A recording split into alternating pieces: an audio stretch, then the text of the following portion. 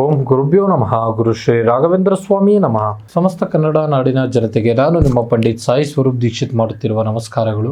ಇವತ್ತಿನ ಈ ಒಂದು ವಿಡಿಯೋದಲ್ಲಿ 2026ರ ಕುಂಭ ರಾಶಿಯಲ್ಲಿ ಇರುವಂತಹ ಫೆಬ್ರವರಿ ತಿಂಗಳ ಮಾಸ ಭವಿಷ್ಯ ಹೇಗಿದೆ ಅಂತ ನಾವು ನೋಡೋಣ ಬನ್ನಿ. ಯಾರೆಲ್ಲ ಈ ಒಂದು ವಿಡಿಯೋ ನೋಡ್ತಾ ಇದ್ದೀರಾ ಕೊನೆವರೆಗೂ ವಿಡಿಯೋ ಹೀಗೆ ನೋಡಿ, ಹಾಗೂ ಹೆಚ್ಚಿನ ವಿಡಿಯೋಗಳಿಗಾಗಿ ನಮ್ಮ ಒಂದು ಯೂಟ್ಯೂಬ್ ಚಾನಲ್ ಸಬ್ಸ್ಕ್ರೈಬ್ ಮಾಡಿ, ಲೈಕ್ ಮಾಡಿ, ಶೇರ್ ಮಾಡಿ. ಈ ಒಂದು ರಾಶಿಯ ಒಂದು ಅಧಿಪತಿ ಆಗಿರ್ತಕ್ಕಂಥ ಶನಿಯು ನಿಮ್ಮದೇ ರಾಶಿಯಲ್ಲಿ 7ನೇ ಮನೆಯಲ್ಲಿ ಸಂಚರಿಸುತ್ತಿದ್ದಾನೆ.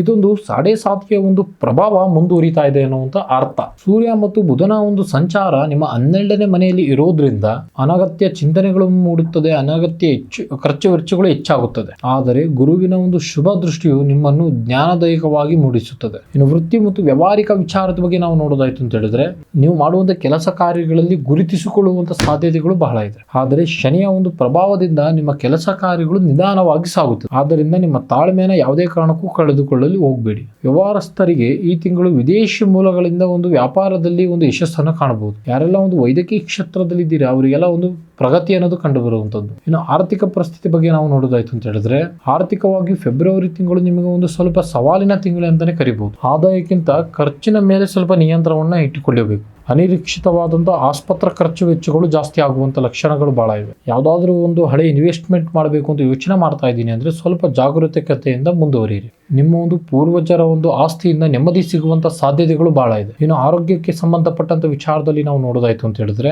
ಆರೋಗ್ಯಕ್ಕೆ ಸಂಬಂಧಪಟ್ಟ ಹಾಗೆ ಕಣ್ಣಿನ ದೃಷ್ಟಿಗಳು ನಿಮಗೆ ಬೀಳುವಂತ ಸಾಧ್ಯತೆಗಳು ಬಹಳ ಇದೆ. ಸರಿಯಾದಂತಹ ಸಮಯದಲ್ಲಿ ನಿದ್ದೆ ಮಾಡುವಂಥದ್ದು ಆಗಿರ್ಬೋದು ಅಥವಾ ಜ್ಞಾನ ಮಾಡುವಂಥದ್ದಾಗಿರ್ಬೋದು ನಿಮ್ಮ ಜೀವನದಲ್ಲಿ ಬಹಳ ಮುಖ್ಯ. ಶನಿಯ ಒಂದು ಪ್ರಭಾವದಿಂದ ದೈಹಿಕ ಆಲಸ್ಯ ಉಂಟಾಗುವುದು ಸರ್ವೇ ಸಾಮಾನ್ಯ. ಇನ್ನು ಪ್ರೀತಿ ಮತ್ತು ಪ್ರೇಮದ ವಿಚಾರದ ಬಗ್ಗೆ ನಾವು ನೋಡೋದಾಯ್ತು ಅಂತ ಹೇಳಿದ್ರೆ, ಪ್ರೇಮ ಜೀವನದಲ್ಲಿ ನೀವು ಈ ತಿಂಗಳು ಒಂದು ತಿಳುವಳಿಕೆಯಾದಂತ ಜೀವನವನ್ನು ಮುನ್ನಡೆಸುವುದು ಬಹಳ ಉತ್ತಮ. ಸಣ್ಣ ಪುಟ್ಟ ಭಿನ್ನಾಭಿಪ್ರಾಯಗಳು ದೊಡ್ಡದಾಗದಂತೆ ನೋಡಿಕೊಳ್ಳಿ. ವಿವಾಹಿತರಿಗೆ ಸಂಗಾತಿಯ ಒಂದು ಆರೋಗ್ಯದ ಚಿಂತನೆ ಬಗ್ಗೆ ಕಾಡಬಹುದು. ಸಂಬಂಧದಲ್ಲಿ ನಂಬಿಕೆ ಮತ್ತು ಪ್ರಾಮಾಣಿಕತೆ ನಿಮ್ಮ ಜೀವನವನ್ನು ಸುಖವಾಗಿ ಇಡುವಂಥದ್ದು. ಇನ್ನು ಕುಟುಂಬದ ವಿಚಾರದ ಬಗ್ಗೆ ನಾವು ನೋಡೋದಾಯ್ತು ಅಂತ ಹೇಳಿದ್ರೆ, ಮನೆಯ ಒಂದು ಸದಸ್ಯರ ನಡುವೆ ಸೌಹಾರ್ದತೆ ಇರುವಂಥದ್ದು. ಆದರೆ ಕೆಲವೊಂದಿಷ್ಟು ಕೌಟುಂಬಿಕ ವಿಚಾರದಲ್ಲಿ ನೀವು ನಿರ್ಧಾರ ತಗೋಬೇಕಾದ್ರೆ ಅಸಹಾಯಕತೆಯಾಗಿ ಕಾಣುತ್ತೀರಿ. ಹಿರಿಯರ ಸಲಹೆಯನ್ನು ನೀವು ಪಾಲಿಸುವುದು ಅತಿ ಹೆಚ್ಚು ಲಾಭದಾಯಕವಾಗಿ ಕಾಣುತ್ತದೆ. ಈ ಒಂದು ರಾಶಿಯವರಿಗೆ ಒಂದು ಪರಿಹಾರ ಮಾರ್ಗ ನಾವು ತಿಳಿಸಿಕೊಡೋದಾಯ್ತು ಅಂತ ಹೇಳಿದ್ರೆ, ಶನಿವಾರದಂದು ಹನುಮಾನ್ ಚಾಲೀಸ್ನ ಪಠನೆ ಮಾಡಿ, ವೃದ್ಧರಿಗೆ ಹಾಗೂ ಇತರ ಜೊತೆಗೆ ಬಡವರಿಗೆ ಒಂದು ದಾನ ಮಾಡಿ, ಪ್ರಾಣಿ ಪಕ್ಷಿಗಳಿಗೆ ಆಹಾರವನ್ನು ನೀಡಿ.